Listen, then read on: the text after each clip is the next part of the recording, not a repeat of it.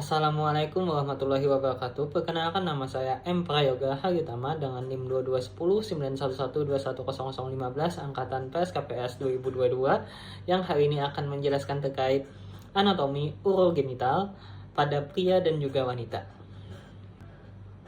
Oke, pertama-tama kita harus ketahui terlebih dahulu untuk anatomi urogenital pada manusia itu terbagi menjadi dua, yaitu urogenital pada pria dan juga wanita. Pada pria itu berfokus pada bagian penis sebagai organ eksternal. Untuk penis sendiri itu terbagi menjadi 3 regio yang terdiri dari radix, corpus, dan juga glans. Untuk radix sendiri itu ada namanya radix penis yang melekat pada panggul. Dan untuk corpus penis atau batang penis yang biasanya memanjang dan juga terlihat dengan jelas.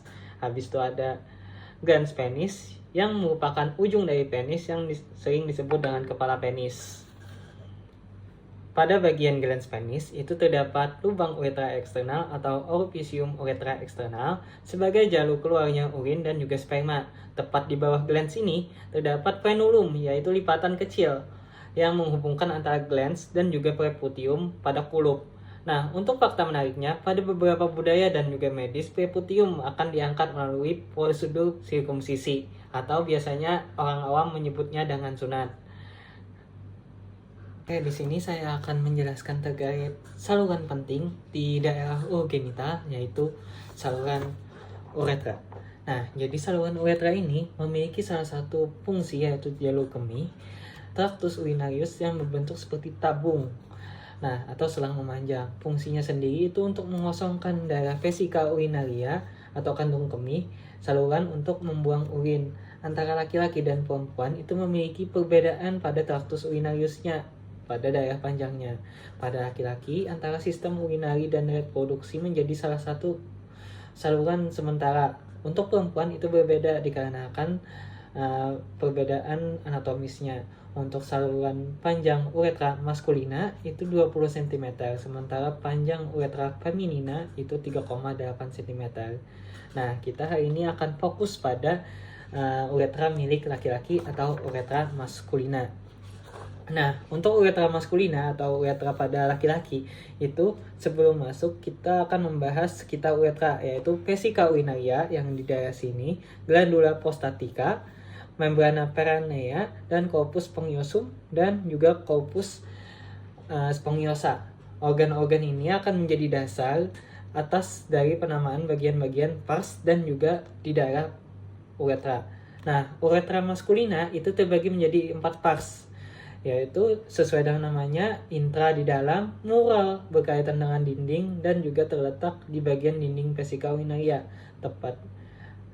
Pertama yaitu uretra pars intramuralis, sesuai namanya itu intra di dalam, mural berkaitan dengan dinding dan juga berkaitan dengan dinding vesika urinaria. Tepatnya itu di bagian antero inferior, biasanya ditunjuk di bawah vesika urinaria yang di daerah sini. Nah, itu terhubung langsung dengan vesika urinaria melalui suatu lubang, yaitu namanya ostium uretra internum atau OUI. Lanjut, kita ke uretra pars prostatica yang melewati organ prostat, tepat berada di glandula prostata atau prostat. Nah, ini bertemu dengan jalur reproduksi atau tractus genitalia, yaitu ductus ejaculatori. Makanya antara jalur kemih dan juga reproduksi jadi satu di saluran uretra maskulina. Nah, terdapat suatu struktur gundukan atau tonjolan, yaitu colliculus seminalis atau homolog dengan namanya uterus. Nah, terdapat suatu lubang, yaitu urticaria prostaticus atau homolog dengan vagina. Nah, lanjut kita ke uretra pars membranacea atau pars intramedia.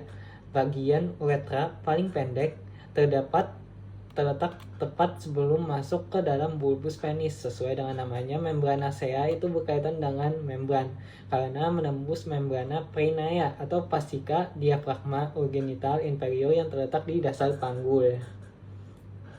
Nah, untuk terdapat glandula bulb dan juga di daerah pars intramedia ini itu ada namanya kelenjar Cooper yang biasanya dihasilkan untuk membersihkan jalur uretra. Lanjut kita ke uretra pars spongiosa yang biasanya terletak di dalam dan menembus bulbus penis dan masuk ke corpus spongiosum pada penis. Nah, bagian uretra ini paling panjang di antara 3 bagiannya. Bagian lainnya terdapat glandula uretralis atau kelenjar litre. Terdapat 2 daerah yang tampak melebar, yaitu fossa intrabulbaris dan fossa navicularis uretra. Untuk fossa intrabulbaris sendiri itu pelebaran saat masuk bulbus penis. Terdapat muara ductus glandula bulbouretralis. Nah, untuk fossa navicularis uretra itu pelebaran pada daerah glans penis yang di daerah sini. Nah, itu berfungsi sebagai jaringan proyektil mengarahkan urin sesuai arah yang diinginkan oleh kita atau dengan lurus. Nah, ini akan berujung pada suatu lubang yang di daerah glans penis ini dengan nama ostium uretra externum atau OUE. Nah, untuk bentuk maskulina ini itu melengkung, terdapat 2 lengkungan, yaitu peralihan dari pars membranacea dan juga pars spongiosa tepat di daerah pars spongiosa. Nah, dan juga untuk uretra ini sendiri itu memiliki 3 angustia atau penyempitan, yaitu terletak pada daerah ostium uretra internum di daerah sini, uretra pars membranacea, dan juga ostium uretra externum. Nah, habis itu ada juga namanya sistem sphincter dan juga vesika urinaria dan uretra. Nah, untuk kinerja vesika urinaria dan uretra ini diatur oleh mekanisme otot dengan cara kontraksi dan relaksasi. Terdiri atas 2 otot, yaitu musculus sphincter uretra internus yang terletak pada dinding vesika urinaria. Nah, habis itu ada musculus sphincter uretra externus. Pada pria biasanya di daerah pars membranacea sini. Pada wanita di bawah vesika urinaria atau otot ini merupakan perpanjangan dari musculus transversus perineum profundus. Untuk fun fact-nya sendiri, itu musculus sphincter uretra externus jarang ditemui pada wanita, sehingga selain panjang uretra yang jauh lebih pendek, ketiadaan musculus sphincter ini menyebabkan wanita lebih tidak bisa menahan miksi atau BAK, buang air kecil. Lanjut, untuk klinisnya sendiri pada uretra itu terjadi kristalisasi atau bantu saluran kemih, biasanya akibat kristalisasi dari urin. Dilakukan kateterisasi transuretral, itu biasanya ada pemasangan kateter melalui uretra langsung. Dan hati-hati dengan pembuluh darah, biasanya bisa menyebabkan suatu uretra itu menjadi ruptur. Uretra ruptur sendiri itu biasanya terjadi di pars membranacea atau pars prostatica yang terjadi akibat sobek, sehingga darah dan urin mengalir ke jaringan sekitarnya yang menyebabkan suatu butterfly hematom. Oke, kita lanjut. Pada penis sendiri juga ada beberapa jaringan yang biasanya membuat penis itu bisa melakukan ereksi. Itu ada 3 komponen yang terdiri dari 2 buah corpus cavernosum dan juga 1 buah corpus spongiosum. Untuk 2 buah corpus cavernosa sendiri itu terletak di sisi atas yang berperan sebagai proses ereksi. Nah, untuk spongiosum sendiri itu biasanya membungkus uretra dan membentuk glans di ujungnya. Ketika ereksi, corpus cavernosum akan terisi darah sehingga penis menjadi kaku dan juga keras, sedangkan corpus spongiosum akan menjaga uretra tetap terbuka agar sperma bisa keluar. Oke, kita lanjut ke bagian lebih bawahnya, itu ada skrotum.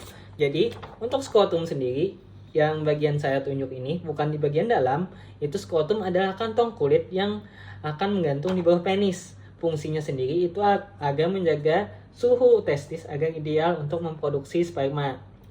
Suhu testis harus lebih rendah sekitar 2-3 derajat dari suhu tubuh normal agar spermatogenesis dapat berjalan secara optimal. Di dalam skrotum sendiri itu terdapat otot-otot dartos dan juga otot kremaster yang dapat mengerut dan juga merelaksasi tergantung suhu di sekitar tubuh kita. Saat suhu lingkungan dingin, otot-otot ini akan mengerut dan mendekatkan testis ke suhu ke bagian tubuh kita agar tetap hangat.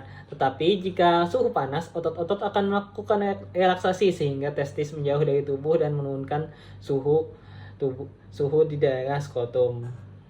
Oke, kita lanjut ke bagian yang dilindungi oleh skrotum, yaitu testis. Jadi untuk testis sendiri itu ada 2 buah testis biasanya yang dimiliki oleh manusia normal.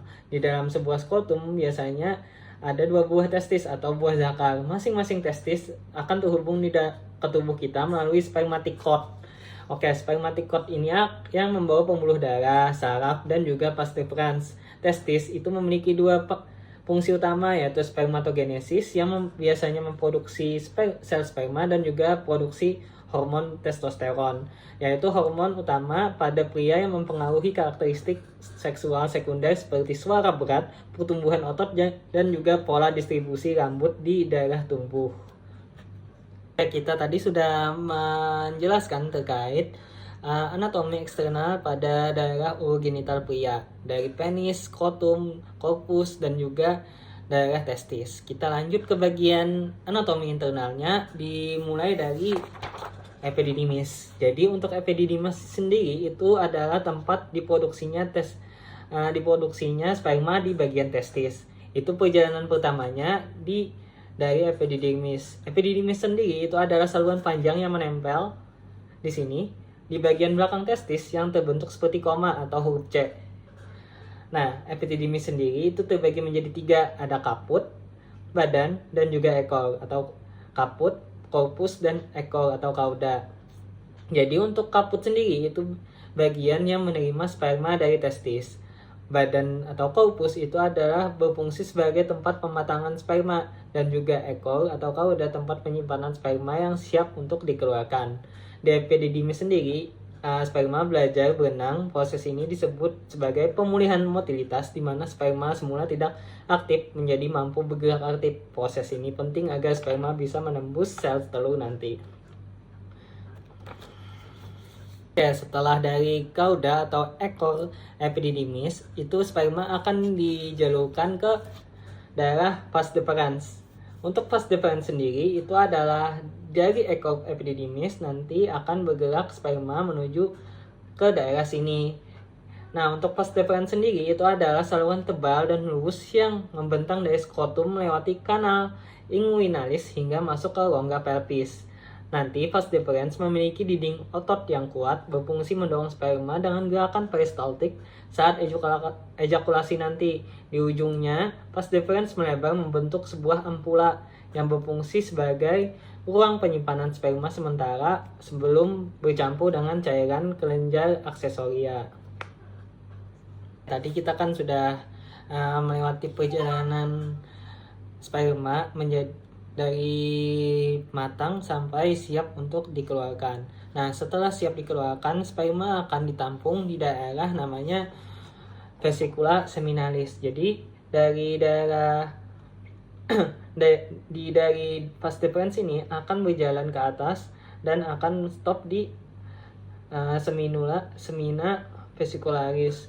Nah, untuk vesicula seminalis sendiri itu adalah kantung mani. Organ ini sepasang kelenjar yang terletak di belakang kandung kemih kita atau vesika urinaria di samping ampula vas deferens. Untuk vesicula seminalis itu biasanya menghasilkan sekitar 60-70% dari volume total semen.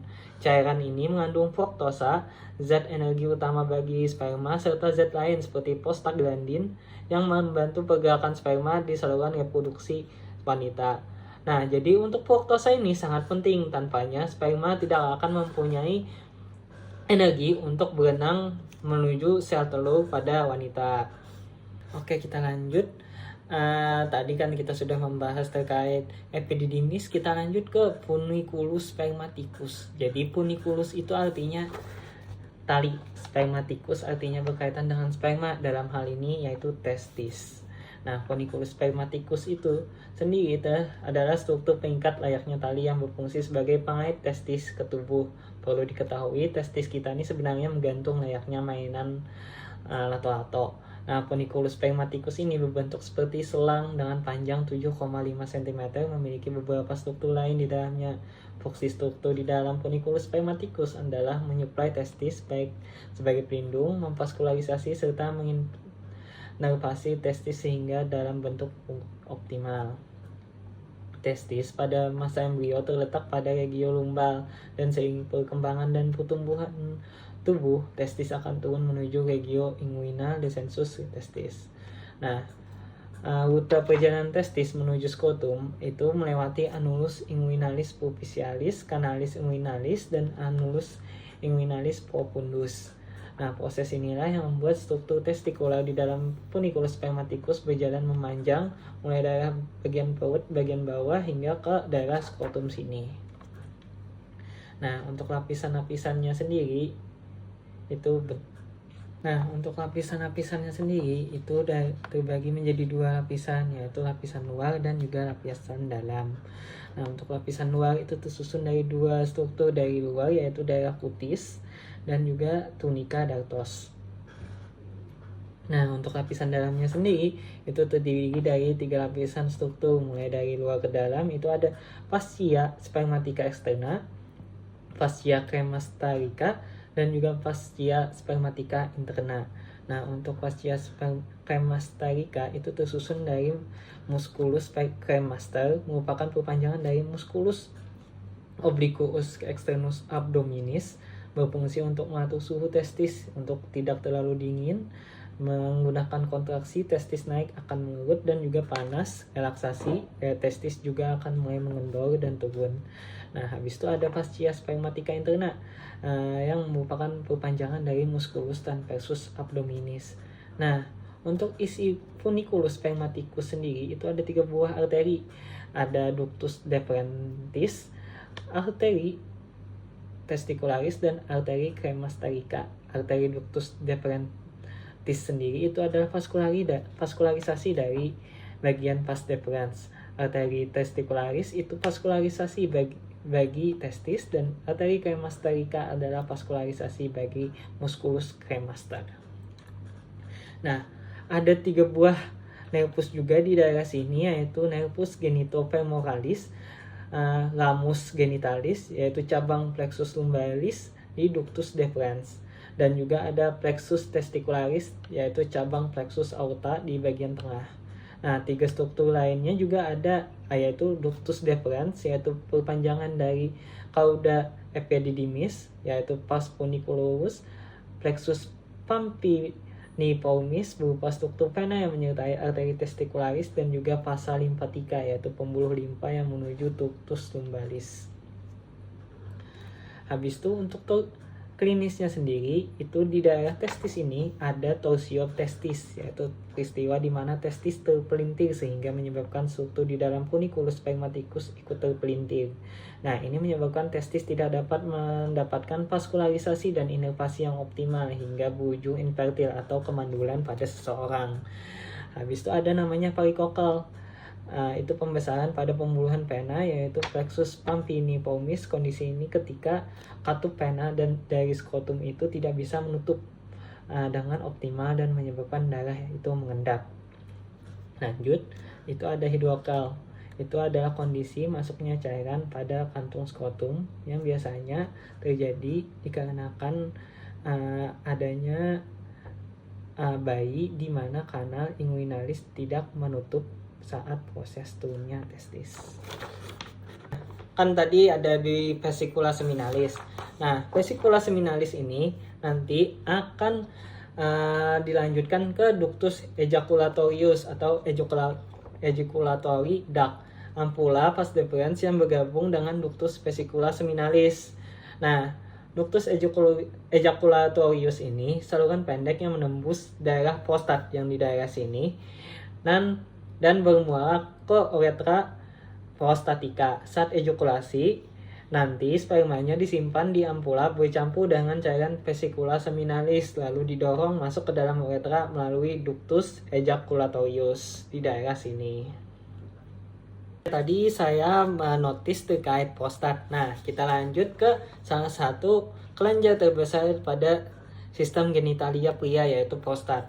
Jadi untuk prostat sendiri itu di daerah sini merupakan salah satu yang terletak di daerah bawah kandung kemih yang di daerah sini, yaitu vesicula urinalysis yang mengelilingi bagian awal uretra. Nah, untuk prostat sendiri yang di daerah sini menghasilkan sekitar 20-30 dari volume semen. Cairan prostat itu biasanya mengandung enzim dan zat antibakteri yang menjaga sperma tetap aktif dan juga terlindungi dari lingkungan asam di saluran genital wanita. Nah, dalam prostat sendiri itu terdapat beberapa saluran kecil yang biasanya disebut dengan ductus prostaticus. Nah, untuk ductus prostaticus sendiri itu yang bermuara langsung ke bagian uretra ketika prostat membesar. Misalnya pada pria usia lanjut, saluran ini dapat tertekan dan menyebabkan seseorang mengalami gangguan buang air kecil atau retensi urin. Nah, untuk pemeriksaan sendiri biasanya prostat ini sering digunakan untuk memeriksa apakah adanya kanker prostat atau pembesaran prostat menggunakan pemeriksaan colok dubur atau digital rectal touch examination. Tadi kita sudah mempelajari terkait kelenjar internal, itu ada kelenjar tambahan lagi yaitu kelenjar Cooper. Nah, jadi untuk kelenjar Cooper sendiri itu bisa dapat dilihat di daerah sini, itu ada kelenjar Cooper. Nah, untuk kelenjar Cooper ini ada sepasang di daerah sini sama di daerah sini. Nah, untuk kelenjar Cooper atau glandula bulbouretralis itu biasanya setelah prostat, letaknya di bawah daerah prostat, dekat pangkal penis atau adik penis. Nah, meskipun kecil, biasanya kelenjar Cooper itu punya fungsi penting yang menghasilkan cairan mukus bening yang disebut dengan pre-ejakulat. Cairan ini biasanya disekresikan pada pria yang saat itu terangsang. Fungsinya itu untuk melumasi uretra, menetralkan sisa urin yang bersifat asam, sama membantu memfasilitasi jalannya sperma agar tidak rusak. Dengan kata lain, kelenjar Cooper itu seperti pembersih jalur untuk spermanya bisa lewat dengan aman tanpa ada kecacatan dan juga kematian saat melewati saluran uretra. Kelenjar di daerah prostat, kita lanjut ke daerah glandula uretralis. Itu ada namanya kelenjar litre. Nah, untuk kelenjar litre ini biasanya di daerah glandula uretralis yang merupakan kelenjar mukus kecil yang tersebar di daerah sepanjang uretra. Nah, untuk produksi sekresinya sendiri itu biasanya membantu untuk melumasi dinding uretra dan juga melindungi mukosa uretra dari iritasi akibat aliran urin dan juga semen. Meski kecil, biasanya jarang dibahas mendalam, kelenjar litre itu mendukung kesehatan saluran uretra untuk mencegah adanya peradangan seperti inflamasi dan juga membantu fungsi ejakulasi tetap lancar. Kita tadi sudah membahas jalur internalnya, kita lanjut ke jalur yang salah satu jalur terluarnya, yaitu uretra. Jadi, untuk uretra sendiri itu bersambung dari daerah sini sampai ke bawah, yaitu glans penis. Untuk uretra sendiri itu terbagi menjadi 3 yang berfungsi untuk menyalurkan semen saat ejakulasi. Karena fungsi ganda ini sama mengeluarkan kemih dari kandung kemih. Nah, dikarenakan fungsi ganda ini, anatomi uretra pria terbagi menjadi 3, yaitu uretra prostatica yang di daerah sini itu berfungsi untuk melewati prostat, dan lanjut ke uretra membranosa yang melewati diafragma genital, dan lanjut ke uretra spongiosa yang melewati corpus spongiosum penis hingga bermuara di lubang uretra orificium uretra eksternal pada glans penis. Saat buang air kecil, otot sphincter internal prostat menutup jalur ejakulasi. Nah, sebaliknya nanti saat pria melakukan ejakulasi, sphincter vesica menutup jalur kandung kemih yang sehingga sperma tidak akan tersasar ataupun kemih tidak akan masuk ke uretra, sehingga kegagalan mekanisme ini jarang terjadi kegagalan mekanisme. Tetapi untuk kondisi kegagalan mekanisme biasanya itu disebabkan oleh ejakulasi retrograd. Oke, kita tadi sudah membahas bagian genitalnya atau alat reproduksi prianya. Kita lanjut ke daerah salah satu yang penting di urologi, yaitu vesika urinaria atau biasanya disebut dengan kandung kemih. Nah, untuk kandung kemih sendiri itu berperan penting untuk terhubung dengan prostat dan juga uretra. Dalam praktik klinis, biasanya pembesaran prostat dapat menekan daerah vesika urinaria ke atas dan juga menghambat urin dan menimbulkan retensi urin di kandung kemih. Inilah mengapa biasanya kita biasanya melakukan rectal to C jika seseorang itu terjadi suatu retensi urin atau kesulitan untuk mengeluarkan urin. Kita tadi sudah membahas terkait hubungan sistem urinarius dan juga genitalia. Nah, kita lanjut ke hubungannya dengan sistem urinarius. Kita dari awal yaitu kandung kemih. Nah, kandung kemih ini itu terhubung langsung dengan prostat dan juga uretra prostatika di daerah sini. Nah, karena jalur urin dan sperma sama-sama melewati uretra sini, kesehatan prostat sangat berpengaruh pada aliran urin. Jika prostat membesar, contohnya seperti BPH atau benign prostatica hyperplasia, uretra prostatika ini akan tertekan. Nah, jika ini tertekan, itu bakal menghambat aliran urin dan biasanya seseorang bakal menderita suatu retensi urin. Nah, biasanya itu dialami oleh pria yang lanjut usia dengan gejala sering buang air kecil tapi pancaran urinnya lemah dan juga tidak tuntas.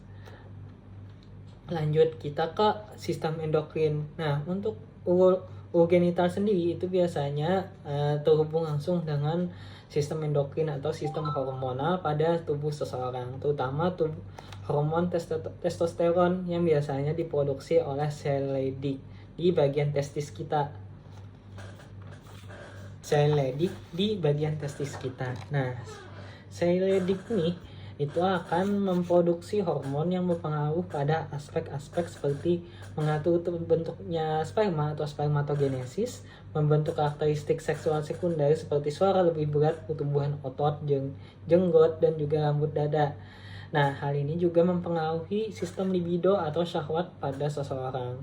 Nah, untuk produksi testosteron ini biasanya diproduksi oleh poros HPT aksis atau hipotalamus, pituitari, sama testis. Jika salah satu terganggu, biasanya produksi sperma dan juga hormon testosteron bakal menurun dan juga akan mengalami gejala klinis pada seseorang yang mengalami hal tersebut. Nah, kita tadi sudah membahas terkait anatomi pada urogenital pria.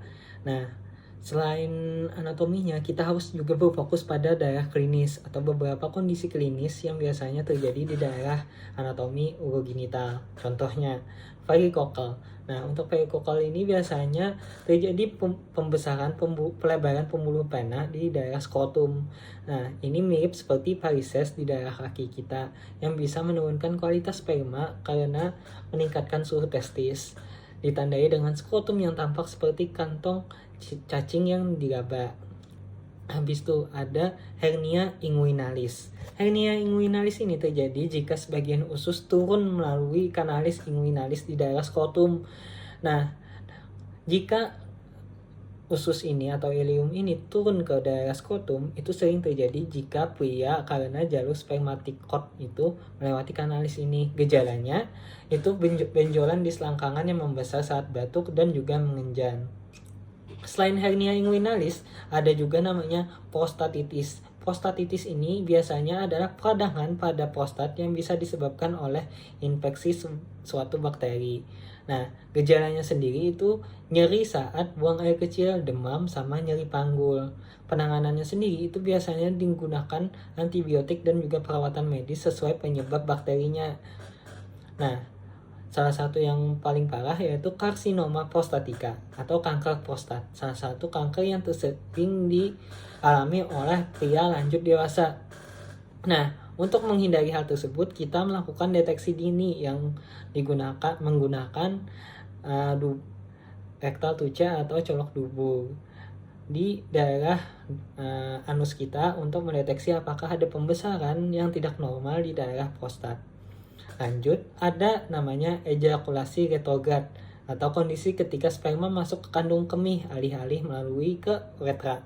Nah, biasanya penyebabnya dikarenakan adanya gangguan sphincter vesika, komplikasi operasi prostat, dan juga tidak terlalu berbahaya karena tidak terlalu bisa menyebabkan infertilitas. Oleh karena hal tersebut, jika kita mendapat benjolan di daerah skrotum dan juga ada perubahan pola buang air kecil, segera langsung ke dokter.